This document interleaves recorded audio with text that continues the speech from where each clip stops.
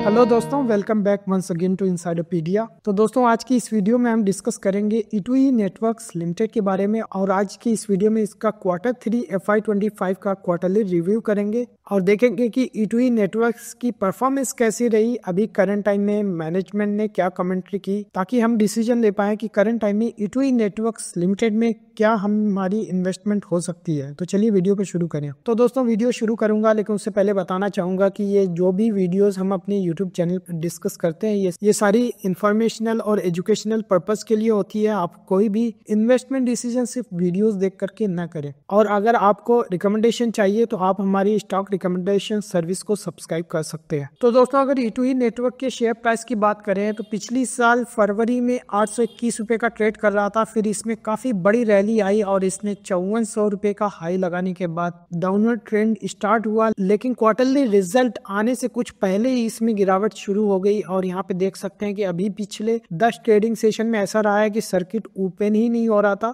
और आज फाइनली जब मैं वीडियो रिकॉर्ड कर रहा हूँ, इसमें सर्किट ओपन हुआ है और यहाँ पे अपर सर्किट लगा है। काफी ज्यादा इसमें गिरावट हो चुकी है। 5400 रुपए का शेयर प्राइस आज 2300 रुपए के आसपास ट्रेड कर रहा है। तो दोस्तों, अगर E2E नेटवर्क्स लिमिटेड की बात करें तो ये कंपनी NSE पे लिस्टेड है। इसके मार्केट कैप की बात करें तो 4606 करोड़ रुपीस के स्टॉक भी 123 का काफी हाई दिख रहा है। ROC की बात करें 25% का है। इसी के साथ ROE की बात करें 36% का दिख रहा है। करंट टाइम में शेयर प्राइस की बात करें 2308 रुपए पे क्लोजिंग हुई है। इसने 5488 रुपए का हाई लगाया है। साथ ही साथ इसके लो की बात करें तो पिछले साल फरवरी में 772 रुपए के आसपास इसने लो लगाया था। तो दोस्तों, इस कंपनी के बिजनेस के बारे में काफी डिटेल में मैंने एक स्टॉक एनालिसिस वीडियो बनाया था, तो उसको आप जाकर के देख सकते हैं। आज के इस वीडियो में सिर्फ हम इनके क्वार्टरली परफॉर्मेंस को रिव्यू करेंगे। तो दोस्तों, क्वार्टरली परफॉर्मेंस की बात करें तो यहाँ पे सेल्स देख सकते हैं कि दिसंबर क्वार्टर में 42 करोड़ रुपीस का रेवेन्यू रिपोर्ट किया, जो कि सितंबर क्वार्टर से कम है, क्योंकि पिछले क्वार्टर में इन्होंने 48 करोड़ रुपए का रेवेन्यू किया था। तो यहाँ पे क्वार्टर ऑन क्वार्टर बेसिस पे थोड़ा डी ग्रोथ देखने को मिली है। लेकिन अगर बात करें पिछले साल के कंपेरिजन में, पिछले साल दिसंबर में ये रेवेन्यू 24 करोड़ रुपए का था। तो यहाँ पे YoY बेसिस पे काफी अच्छी जंप देखने को मिली है। लेकिन यहाँ पे क्वार्टर ऑन क्वार्टर बेसिस पे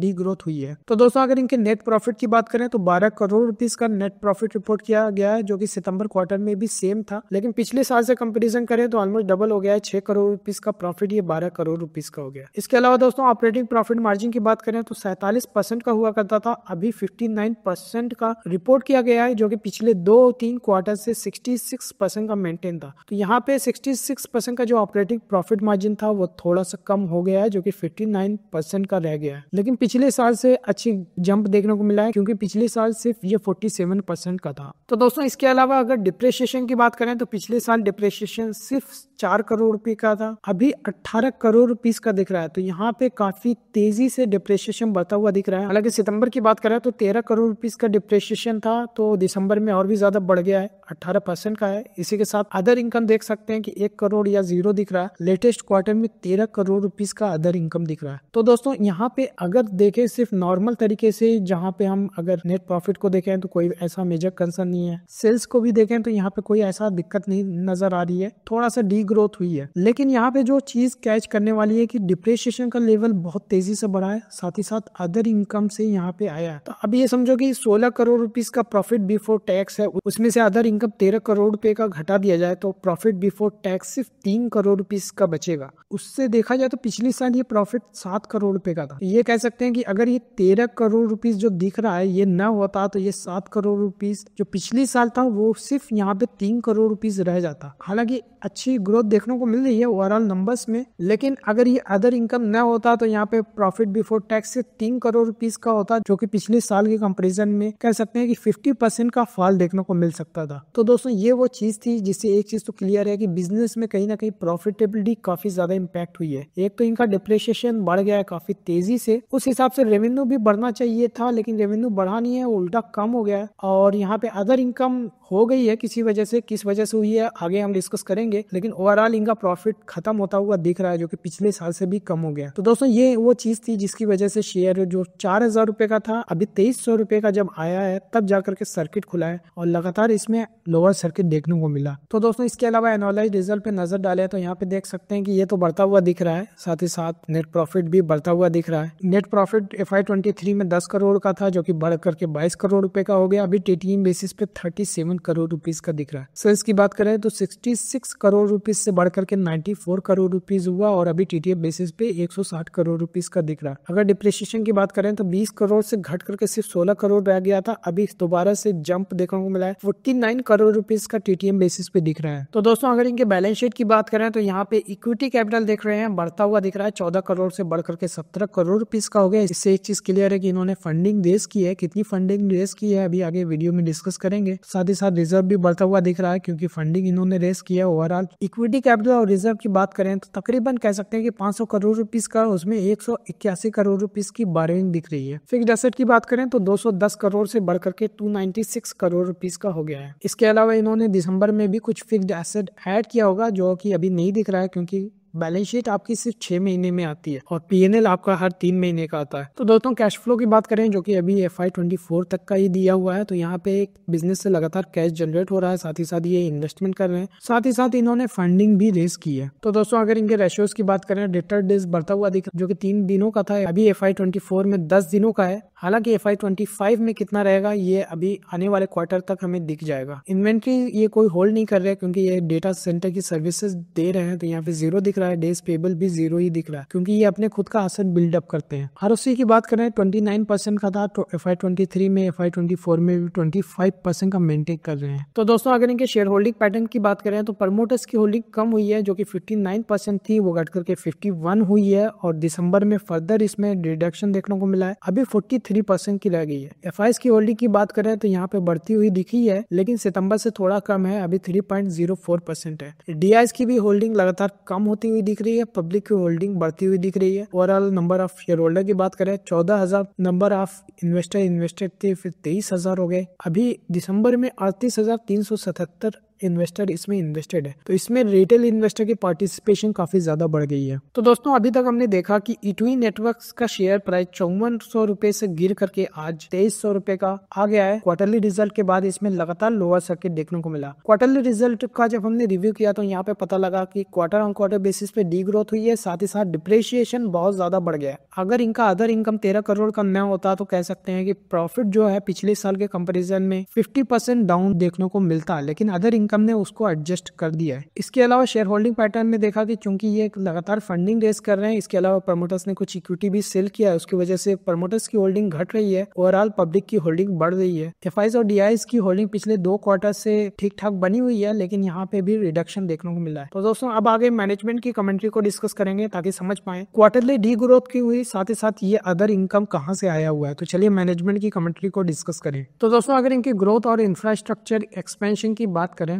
तो इन्होंने बताया कि इनका तो मेनली जो जीपीयूज इनका चल रहा है H100 है, H200 है, इसके अलावा 700 क्वांटिटी नॉन H100 200 जीपीयूज भी हैं। इसके अलावा दोस्तों इन्होंने एक्सपेंड किया अपने डेटा सेंटर कैपेसिटी को, जो कि पिछले साल 4.2 मेगावाट थी, अभी 10.2 मेगावाट हो गई है। तो यहाँ पे इन्होंने फंड भी रेजिंग की थी, कितना एग्जैक्ट फंड रेज किया था उसको डिटेल में डिस्कस करेंगे, लेकिन जो एक बड़ा फंड रेजिंग की थी 1000 करोड़ रुपीस की L&T से, ताकि अपने क्लाउड इंफ्रास्ट्रक्चर और जीपीयूज क्लस्टर को इम्प्रूव कर सके। तो दोस्तों इन्होंने स्ट्रेटेजिक पार्टनरशिप की है L&T के साथ, ताकि ये जो AI का बूम हो रहा है और क्लाउड इंफ्रास्ट्रक्चर की इंडिया में डिमांड हो रही है, यहाँ पे L&T एक बड़ा प्लेयर है। इसके साथ अगर ये पार्टनरशिप करते हैं तो एक्सपर्टीज मिलेगी डेटा सेंटर के मैनेजमेंट में, साथ ही साथ इनका AI क्लाउड सॉल्यूशन है, उसकी हेल्प से ये L&T के रेफरेंस से कुछ कस्टमर्स भी एक्वायर कर सकते हैं। पार्टनरशिप हुई है, लेकिन अभी ऐसा कोई खास डिटेल नहीं मिलेगी अभी इन्होंने कितने कस्टमर ऑनबोर्ड करे, क्योंकि ये अभी पिछले क्वार्टर ही ये पार्टनरशिप हुई है और अभी इसमें कोई खास बिजनेस देखने को नहीं मिला है। तो दोस्तों यहाँ पे पार्टनरशिप के बेनिफिट्स की बात करें तो यहाँ पे एडिशनल रेवेन्यू स्ट्रीम देखने को मिल सकता है, इसके अलावा AI सर्विसेज में ग्रोथ देखने को मिल सकती है। इसके अलावा इन्होंने बात किया कि ऑपरेशनल इफिशिएंसी और प्रॉफिटेबिलिटी भी इंप्रूव कर सकती है, क्योंकि यहाँ पे L&T के रेफरेंस से जो कस्टमर्स आएंगे उनकी कॉस्ट ऑफ कस्टमर एक्विजिशन कम होगी, बड़े कस्टमर ये कैटर कर सकते हैं, तो ओवरऑल इफिशिएंसी इंप्रूव कर सकती है। और जो इन्होंने अभी तक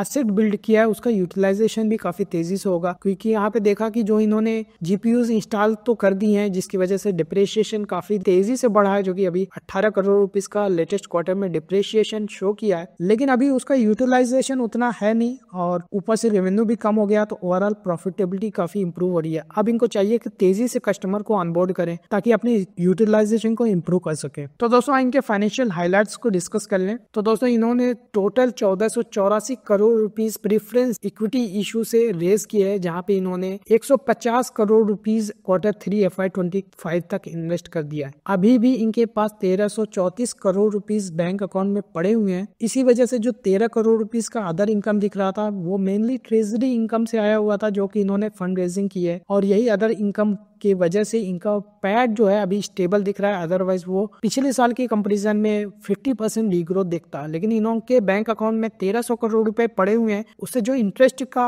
इनकम हो रहा है उसकी वजह से पैट ज्यादा इम्पैक्ट नहीं हुआ। इसके अलावा इन्होंने डिप्रेशिएशन जो चार्ज कर रहे हैं ये 6 इयर्स में स्ट्रेट लाइन बेसिस पे कर रहे हैं। तो अभी इनका डिप्रेशिएशन इतना तेजी से बढ़ा है क्योंकि इन्होंने जो नए जीपीयूज इंस्टॉल किए हैं उसको ऑलरेडी डिप्रेशिएट करना स्टार्ट कर दिया है, लेकिन उनका यूटिलाइजेशन नहीं हो रहा है, जिसकी वजह से उनका एडिशनल रेवेन्यू भी नहीं आ रहा और प्रॉफिटेबिलिटी इंपैक्ट हो रही है। तो दोस्तों E2E नेटवर्क्स पे फर्दर डिस्कशन करेंगे, लेकिन उससे पहले बताना चाहूंगा कि अगर आप स्टॉक रिकमेंडेशन सर्विस को देख रहे हो तो आप हमारी सर्विसेज के बारे में देख सकते हो, लिंक आपको डिस्क्रिप्शन बॉक्स में मिल जाएगा। इसके अलावा मैं आपकी इन्वेस्टमेंट जर्नी में कैसे हेल्प कर सकता हूँ, कुछ पर्सनल डिस्कशन करना हो तो आप मुझे दिए हुए नंबर पे कांटेक्ट कर सकते हैं। तो दोस्तों इनके रेवेन्यू अगर डिमांड ट्रेंड्स की बात करें तो इन्होंने बताया कि इनका जो मेनली अभी रेवेन्यू आ रहा है वो ट्रेनिंग रिलेटेड एक्टिविटीज से आ रहा है। जो भी कस्टमर ये ऑनबोर्ड करते हैं वो अपने AI सिस्टम को ट्रेन करते हैं, उसी के लिए सर्विसेज देते हैं। तो यहाँ पे ट्रेनिंग टू इंटरफेरेंस रेशियो की बात करें तो 50-50% अभी दिख रहा है। और दोस्तों यहाँ पे रेवेन्यू में इम्पैक्ट भी इसी वजह से देखने को मिला क्योंकि इनका एक बड़ा कस्टमर जो कि इनका ट्रेनिंग रिलेटेड सर्विसेज ले रहे थे, उन्होंने अपनी ट्रेनिंग रिलेटेड एक्टिविटीज को अभी रोक दिया है, जिसकी वजह से इनका क्वार्टरली रिजल्ट काफी इम्पैक्ट हुआ है। तो दोस्तों अगर इनके चैलेंजेस की बात करें तो यहाँ पे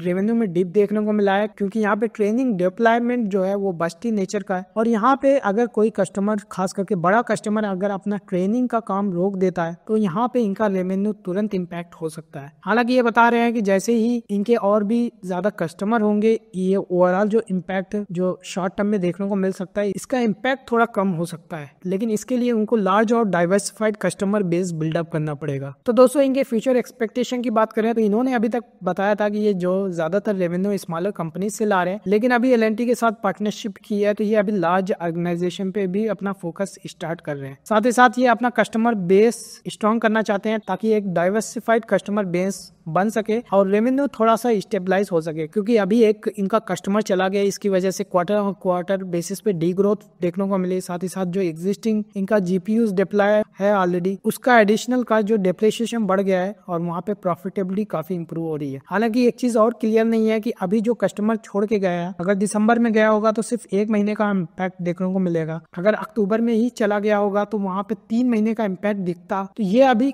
कब छोड़ के गया इतनी डिटेल्स नहीं मिली है, तो ज्यादा सही पिक्चर हमें मार्च के क्वार्टर में मिलेगी। तो अगर 3 महीने तक वो कस्टमर अपना कोई भी सर्विसेज लिया ही नहीं और ये नए कस्टमर ऐड नहीं कर पाए तो एक्चुअल पिक्चर हमें मार्च के क्वार्टर में दिखेगी कि उस पार्टिकुलर या उस सिंगल कस्टमर से इस कंपनी को कितना रेवेन्यू आ रहा था। तो दोस्तों अगर इनके मार्केट स्ट्रेटेजी की बात करें तो दोस्तों इन्होंने बताया कि ये एजाइल अप्रोच पे काम कर रहे हैं अपने कैपेक्स से रिलेटेड। तो यहाँ पे जैसे ही इनकी जीपीयूज की डिमांड बढ़ेगी ये उसी हिसाब से अपना जो कैपेक्स कर सकते हैं। इसी वजह से इनके पास जो सबसे मेन क्वेश्चन हुआ कि आपने 1000 करोड़ रुपीस का L&T से फंडिंग रेज की है, उसके पहले भी आपने टोटल करीब 1400-1500 करोड़ रुपए की फंडिंग रेज की, लेकिन अभी आपने सिर्फ 150 करोड़ रुपए का इन्वेस्टमेंट किया, अभी 1300 करोड़ रुपीस आप बैंक अकाउंट में होल्ड कर रहे हैं। तो आपको ये फंड लेकर के जीपीयूज इंस्टॉलेशन का काम शुरू कर देना चाहिए ताकि जैसे ही डिमांड आए आप उसको फुलफिल कर सको। तो इन्होंने बताया कि चूंकि हम जस्ट इन टाइम बेसिस पे अपना डिप्लॉयमेंट कर सकते हैं, इस वजह से हम एडवांस में कोई डिप्लॉयमेंट नहीं कर रहे हैं, जैसी हमें जरूरत पड़ेगी उस हिसाब से हम अपना कैपेक्स करेंगे। तो दोस्तों यहाँ पे 2 चीज समझने वाली है, एक तो ये जस्ट इन टाइम कर रहे हैं जो कि काफी अच्छी बात है क्योंकि जैसे ही सर्वर इंस्टॉल कर दिया जाएगा उसका डिप्रिसिएशन चालू हो जाएगा, तो ये तो एक अच्छी बात हुई। लेकिन यहाँ पे दोस्तों एक चीज और समझने वाली है कि अगर इनके पास इतनी डिमांड नहीं थी तो ये 1000 करोड़ रुपीस का इतना बड़ा फंड वो भी एडवांस में उठाने की क्या जरूरत थी, क्योंकि उसके पहले भी इनके पास ऑलरेडी फंडिंग थी। ऊपर से इतने ज्यादा फंड रेज करने के बाद एक कस्टमर भी चला गया तो तो ओवरऑल मल्टीपल चीजें हुई जिस वजह से ये शेयर प्राइस इम्पैक्ट हुआ है। तो दोस्तों इसके अलावा एक चीज और बताई कि ये लेटेस्ट जीपीयूज इंस्टॉल करना चाहते हैं ताकि जो भी ये इन्वेंट्री बिल्डअप करें वो आउटडेटेड ना हो, वो लेटेस्ट हो। क्योंकि अगर ये पूरा 1300 करोड़ पीस आज ही डिप्लॉय कर देंगे, हो सकता है 6 महीने बाद 6 और बेटर न्यू वर्जन के जीपीयूज आ जाए, वो अपनी एग्जिस्टिंग इन्वेंट्री से अच्छे होंगे। इसी वजह से ये just in time deployment model पे काम कर रहे हैं। इसके अलावा ये काफी ज्यादा इंफोसाइज किया कि अपने कस्टमर बेस को स्ट्रॉन्ग करना चाहते हैं ताकि ये जो लार्ज कस्टमर जैसा कि इस क्वार्टर में हुआ छोड़ के चला गया, काफी रेवेन्यू इंपैक्ट हुई, तो ये जो चीज है ये बिजनेस में रिड्यूस की जा सके। तो दोस्तों इसके अलावा इंडस्ट्री में कंपटीशन की भी बात हुई कि यहाँ पे इंटेंस कंपटीशन है क्योंकि एआई का एडॉप्शन शुरू हो गया है। इसके अलावा यहाँ पे ये नीच सॉल्यूशन पे काम करना चाहते हैं ताकि कुछ कॉम्पिटिटिव एज बिल्डअप कर सके। तो यहाँ पे मेनली ये R&D ड्रिवन इंटेलेक्चुअल प्रॉपर्टीज पे काम कर रहे हैं ताकि ये इंडस्ट्री की नीड को फुलफिल कर सकें। खास करके जो एआई ट्रेनिंग रिलेटेड सर्विस है उसके लिए ये क्लाउड इंफ्रास्ट्रक्चर बिल्ड कर रहे हैं। तो दोस्तों यहाँ पे इनका अपकमिंग डेटा सेंटर कहाँ पे आने वाला है इसके बारे में अगर डिस्कस करें तो इन्होंने बताया कि इनका एग्जिस्टिंग जो डेटा सेंटर है अभी दिल्ली एनसीआर रीजन में है, लेकिन जो नया फैसिलिटी ये बिल्डअप कर रहे हैं ये चेन्नई या बेंगलोर के आसपास ये अपना नया डेटा सेंटर बनाएंगे। तो दोस्तों इसके अलावा गवर्नमेंट का एआई प्रोजेक्ट्स भी है, रेगुलेशन किस तरीके से इंडस्ट्री में आ रहा है इसको डिस्कस कर लें। तो दोस्तों रिसेंटली गवर्नमेंट ने कुछ एआई रिलेटेड प्रोजेक्ट के लिए टेंडर निकाला था, तो यहाँ पे टेक्निकल इवेल्युएशन इनका क्लियर हो गया है। अभी इन्होंने फाइनेंशियल बिड अपनी प्रेजेंट की है, तो यहाँ पे इनको फ्यूचर में कुछ ऑर्डर्स देखने को मिल सकती हैं। इसके अलावा दोस्तों यूएस ने जीपीयूज रेगुलेशन ले करके आ रहे हैं, तो यहाँ पे जो इन्होंने सेट किया है कि कोई भी पर्टिकुलर कंपनी इतनी वॉल्यूम से ज्यादा जीपीयूज डिप्लॉय नहीं कर सकती या उसको स्पेशल अप्रूवल लेना पड़ेगा, लेकिन ये जो लिमिट है वो काफी ज्यादा है। इस वजह से इंडियन कंपनीज को कोई इम्पैक्ट देखने को नहीं मिलेगा। जैसा कि एक जो सिंपल लिमिट दी गई है कि 1700 जीपीयूज कोई भी स्पेसिफिक यूजर्स कंज्यूम कर सकता है, ये एक्सेप्शन है। तो यहाँ पे अभी लिमिट ये काफी हाई है, इनकी जो एग्जिस्टिंग लिमिट है, तो ऐसा कोई मेजर कंसर्न नहीं है। लेकिन दोस्तों अभी जो नई ट्रम्प की गवर्नमेंट बनी है यूएस में, वो नई नई पॉलिसीज लेकर के आ रहे हैं और अगर ये जीपीयूज को रेगुलेट करते हैं तो यहाँ पे इस कंपनीज को भी इम्पैक्ट देखने को मिल सकता है, क्योंकि ये जो मेनली जीपीयूज अपने एनवीडिया से परचेस कर रहे हैं। तो दोस्तों इसके अलावा ऑपरेशनल फ्लेक्सिबिलिटी कितनी है इनके बिजनेस में ये डिस्कस कर लें। तो दोस्तों इन्होंने बताया कि ये फ्लेक्सिबल कैपेसिटी एक्सपेंशन पे काम कर सकते हैं ताकि डिमांड को फुलफिल किया जा सके। इसके अलावा ब्लैकवेल जीपीयूज इसके अडॉप्शन पे भी ये काम करना स्टार्ट कर दिया है ताकि इसका भी डेवलपमेंट कर सके। तो दोस्तों यहाँ पे जो चैलेंजेस देखने को मिला, यहाँ पे H100 साथ ही साथ H200 का अंडर यूटिलाइजेशन हुआ क्योंकि यहाँ पे एक बड़ा कस्टमर ने अपना काम रोक दिया है। इसके अलावा इनको टेक्नोलॉजी के मामले में एकदम अप टू डेट और अपग्रेड रहना पड़ेगा क्योंकि यहाँ पे इंडस्ट्री में टेक्नोलॉजिकल अपग्रेड बहुत ज्यादा तेजी से हो रहा है, उसी हिसाब से इनको इन्वेस्टमेंट भी करना पड़ेगा। तो दोस्तों अगर इनके मार्केट आउटलुक और डेवलपमेंट की बात करें तो इन्होंने बताया कि जेपीयूज और एआई सर्विसेज का डिमांड काफी स्ट्रांग देखने को मिल रहा है। हालांकि यहाँ पे जो इम्पैक्ट देखने को मिला है, जैसे ही ये कस्टमर बेस अपना एक्सपेंड करेंगे और डाइवर्सिफाइड कस्टमर बेस बनाएंगे, यहाँ पे नॉर्मलाइजेशन देखने को मिल सकता है। अभी इनका जो फोकस हो रहा है ये अपने नए कस्टमर्स को बनाना चाहते हैं, साथ ही साथ मार्केट में जो चेंजेस हो रहे हैं उसको अडेप्ट करना चाहते हैं। तो दोस्तों इस वीडियो का एंडिंग पार्ट कंक्लूजन। तो दोस्तों अभी तक हमने देखा कि E2E नेटवर्क्स का बिजनेस काफी इम्पैक्ट हुआ। वहाँ पे मेनली वजह ये थी कि जो इनका ट्रेनिंग रिलेटेड सर्विसेज थी, एक बड़ा कस्टमर ले रहा था, उन्होंने सर्विसेज लेना स्टार्ट कर दिया। दोस्तों इन्होंने अपने सर्वर ऑलरेडी इंस्टॉल किए थे ताकि जो नए कस्टमर को कैटर किया जाए। तीसरा, उसके लिए उन्होंने फंडिंग भी रेस की थी जो कि अभी बैंक अकाउंट में पड़ा हुआ है। तो दोस्तों इस पर्टिकुलर स्टॉक में जो मार पड़ी, इसको यही मैं बोलेंगे कि काफी ज्यादा इसमें मार पड़ी। 5400 रुपए का शेयर प्राइस आज 2300 रुपए का ट्रेड कर रहा है। उसके पीछे की कई सारी वजह, एक तो जो एक्सपेक्टेशन थी कि इस इंडस्ट्री में बहुत ज्यादा ग्रोथ है, E2E नेटवर्क बहुत अच्छी सर्विस देता है, इसके कस्टमर छोड़ के नहीं जाते। अचानक से एक बड़ा कस्टमर छोड़ के जाता है, इनका क्वार्टरली रिजल्ट इम्पैक्ट हो जाता है। दूसरी चीज इसमें ये हुई कि स्टॉक ऑलरेडी बहुत हाई पी रेशियो पे ट्रेड कर रहा था। इसके पी रेशियो की बात करें तो 250 का स्टॉक पी था, जो कि अपने आप में काफी ज्यादा ओवर वैल्यूड हो सकता है, क्योंकि अभी इसकी स्टॉक पी की बात करें तो अभी भी काफी ज्यादा 123 का स्टॉक पी है। इसका मतलब इस शेयर में 1 रुपए कमाने के लिए इन्वेस्टर आज 123 रुपए पे कर रहे हैं। तीसरी चीज दोस्तों, एक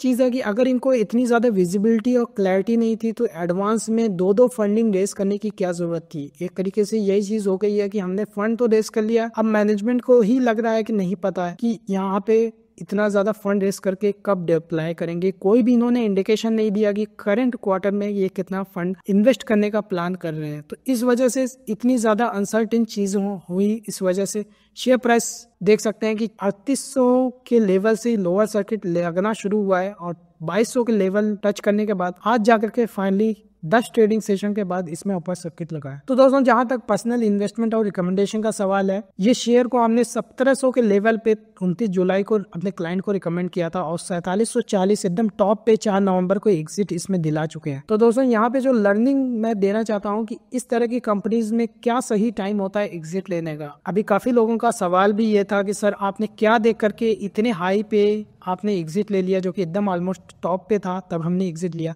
एक चीज जो मैंने कॉमन अपने एक्सपीरियंस से सीखी कि मार्केट में कोई भी शेयर जब बहुत ज्यादा पॉपुलर हो जाए तो वहाँ पे एग्जिट लेना ही प्रीफर करना चाहिए, क्योंकि जब कोई भी चीज एकदम पॉपुलर हो जाती है वो अपने टॉप पे पहुंच जाता है और वहाँ पे आपका मैक्सिमम प्राइस मिलता है। जब इन्होंने L&T के साथ पार्टनरशिप की, ये शेयर कहीं ना कहीं 3000 के आसपास ट्रेड कर रहा था, तो काफी तेजी से हाई लगाया और जब मैंने एग्जिट किया उस दिन न्यूज़पेपर में ये चीज आई थी। तो मुझे लगता है न्यूज़पेपर में आ गया और सब लोग इसमें बाइंग कर रहे हैं। मुझे लगता है ये बेस्ट टाइम है एग्जिट लेना चाहिए। हालांकि उसके बाद मेरी ये एक्सपेक्टेशन नहीं थी कि ये शेयर इतना ज्यादा डाउनवर्ड ट्रेंड में चला जाएगा। मुझे लगा था कि ये शेयर कुछ समय के लिए होल्ड करेगा, इसी लेवल पे फ्लैट रहना चाहिए 6 महीना या 1 क्वार्टर, लेकिन यहाँ पे अपोजिट हुआ। वी गॉट लकी कि हम यहाँ पे एग्जिट भी ले लिया और उसके बाद क्वार्टरली रिजल्ट आया, काफी नेगेटिव चीजें सामने आई जिसकी वजह से यहाँ पे इतनी ज्यादा गिरावट देखने को मिली है। इसके अलावा दोस्तों आप लोगों का जो सवाल है कि इसमें री एंट्री के मौके कब देखने को मिल सकते हैं, मुझे लगता है कि मार्च का क्वार्टर तक वेट करना चाहिए। इसके अलावा शेयर प्राइस में थोड़ा सा स्टेबिलिटी आया, अभी एक दिन का सर्किट लगने से मैं नहीं कहूंगा कि शेयर स्टेबल हो गया है। अभी इसको बॉटम बनाने दीजिए, कंसोलिडेशन फेज आएगा, मार्च का रिजल्ट कैसा आएगा उसके बेसिस पे हम डिसाइड करेंगे कि इसमें दोबारा री एंट्री के मौके कहाँ मिल सकते हैं। इसके अलावा दोस्तों कुछ लोग इसमें स्टॉप पे लेकर के शेयर फंस गए हैं और उन्होंने हमारी रिकमेंडेशन से बाय किया। तो मेरा कहना उनसे बस यही है कि जब हमने एग्जिट का सिग्नल दिया तो आपको एग्जिट करना चाहिए था। हम तो एग्जिट करके निकल गए, अगर आपने एग्जिट नहीं किया तो हम उसमें क्या कर सकते हैं। तो अगर आप रिकमेंडेशन सर्विस को सब्सक्राइब कर रहे हैं तो उसमें जो भी बाय और सेल सिग्नल दिए जा रहे हैं उसको स्ट्रिक्टली फॉलो करें, वरना फिर मैं तो बेच कर निकल जाऊंगा। अब उसके बारे में आप देख सकते हैं कि ऑलरेडी ये शेयर मेरे वॉच लिस्ट में है नहीं। इस शेयर को 15 जनवरी को ही मैंने अपनी वॉच लिस्ट से निकाल दिया था, उसके बाद ये 40% डाउन हुआ है जब मैंने अपनी वॉच लिस्ट से निकाल दिया। लेकिन उसके बाद लोगों के सवाल आए कि सर हम क्या करें, हम तो लेकर के फंस गए। तो यहाँ पे काफी चीजें मुश्किल हो जाती है। हालांकि ये शेयर में पर्सनल मैंने रिकमेंडेशन दिया था, लेकिन जब खुद हम एग्जिट ले चुके हैं तो हम आपको किस बेसिस पे होल्ड करें, पर्सनली काफी टफ हो जाता है। तो दोस्तों उम्मीद करता हूँ कि E2E नेटवर्क से रिलेटेड आप लोगों के जितने भी क्वेश्चन थे मैंने सारे इसमें कवर कर लिए। कुछ क्वेश्चन हो, डाउट हो, कमेंट सेक्शन में लिख सकते हैं। वीडियो कैसा लगा, अच्छा लगा तो लाइक करें, चैनल बनाया तो सब्सक्राइब कर लीजिए, क्योंकि इसी तरह के वीडियोस मैं रेगुलरली अपडेट करते रहता हूँ। And thank you for watching.